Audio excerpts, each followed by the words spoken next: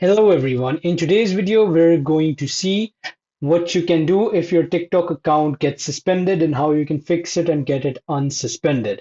So first of all, if your TikTok account gets suspended, they will message you on the email that you've given for your profile. They will send you a message where you will be seen that your account has been suspended. They will show you an entire message and they will also give you the reason for which your account is suspended. Now, what you can do is if you think that's not a valid cause, what you can do is you can appeal their decision. So you'll just see an option over there on the email that you receive.